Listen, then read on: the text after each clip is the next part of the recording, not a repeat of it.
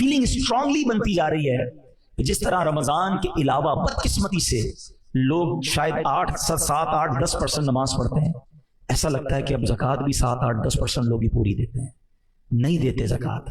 زکوٰۃ کی کیلکولیشن ہی کرنا نہیں آتی ہے، ذہن ہی نہیں ہوتا، بس تھوڑے بہت دے دیے، اتنے دے دو، بس کسی کی شادی کرا دی، کسی کا یہ کر دیا، ہو گئی ہماری۔ کیسے ہو گئی بھائی؟ ٹیکس ریٹرن آپ بھرتے ہو یا آپ کا وکیل بھرتا ہے؟ کیوں وکیل سے کرواتے نہیں یار؟ اس کو ذرا صحیح حساب آتا ہے۔ زکوٰۃ کا حساب آپ نے کیسے بنا لیا؟ آپ کو زکوٰۃ کا حساب بنانے کے لیے کسی عالم دین سے رجوع کرنا چاہیے۔ یہ پلر آف اسلام ہے، بچپن سے پڑھتے آ رہے ہیں نا، اسلام کے 5 پلر ہیں، 5 ستون ہیں۔ ایمان لانے کے بعد کیا ہے؟ نماز، روزہ، حج، زکوٰۃ۔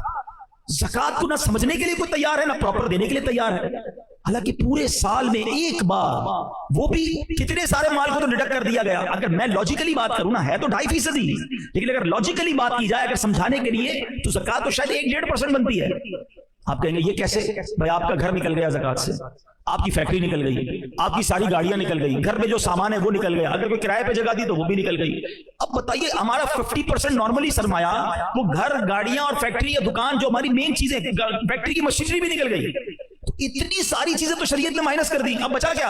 اس پر 2.5% ہے، پھر بھی بھاری پڑ رہا ہوتا ہے، پھر بھی اس پہ جان جاری ہوتی ہے۔ حالانکہ حدیث پاک کے الفاظ ہیں کہ زکوٰۃ مال کا میل ہے، حدیث پاک کا مضمون ہے، جس مال میں یہ میل مل جائے اس مال کو برباد کر دیتا ہے۔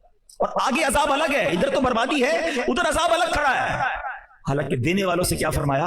سبحان اللہ، کہ اپنی زکوٰۃ دے کر اپنے مالوں کو مضبوط قلعوں میں قید کر لو، سیکیور ہو جاتا ہے آپ کا مال اللہ کی رحمت سے۔ اور ایک کتنی خوبصورت حدیث ہے کہ اللہ کے حبیب فرماتے ہیں کہ رب فرماتا ہے، حدیث قدسی ہے کہ اے ابن آدم، حدیث پاک کا مضمون ہے، اپنا مال میرے پاس جمع کروا دے۔ اللہ کہہ رہا ہے اے میرے بندے، اپنا مال میرے پاس جمع کروا دے، نہ جلے گا، نہ ڈوبے گا، نہ کم ہوگا، میں تجھے اس دن لوٹاؤں گا، نہ جلے گا، نہ ڈوبے گا، نہ چوری ہوگا، یعنی کم نہیں ہونا، اور میں تجھے اس دن لوٹاؤں گا جس دن تجھے ایک ایک نیکی کی ضرورت ہوگی۔ اللہ اکبر۔ وہ دن کون سا ہوگا؟ جب بیٹے کو ماں بھی مدد نہیں کرے گی، باپ کو بیٹا بھی جواب نہیں دے گا، نفسا نفسی کا دور ہوگا، ایک گناہ کوئی لینے کے لیے تیار نہیں ہوگا، ایک نیکی کوئی دینے کے لیے تیار نہیں ہوگا، اور اللہ کے یہاں وہ تمہارا ڈپازٹ جمع ہوگا۔ جب رب فرماتا ہے میں تمہیں اس دن دوں گا جس دن تمہیں ایک ایک نیکی کی ضرورت ہوگی، پھر خرچ کرنے میں سوچیں۔ رمضان سخاوت کا مہینہ ہے، رمضان عطاؤں کا مہینہ ہے، اور آپ بانٹے جائیں۔ اگر زکوٰۃ دے بھی دی نا اور نیکی کا کوئی اور کام آ گیا اور دے دیں۔ اور یہ بھی حدیث پاک کے الفاظ ہیں کہ گن گن کر خرچ نہ کرو، ورنہ وہ رب کریم بھی تمہیں گن گن کر عطا فرمائے گا۔ نیکی کا کام آ گیا ہے، زکوٰۃ دے چکے، ارے لوگ کہتے ہیں بس ہو گئی بھائی زکوٰۃ، اگلے سال آنا، ارے اللہ تمہیں دیے جا رہا ہے، ادھر سے تو بریک نہیں لگا جو اللہ کی طرف سے عطا ہو رہی ہے، تم بھی دیے جاؤ، اللہ اور عطا فرمائے گا۔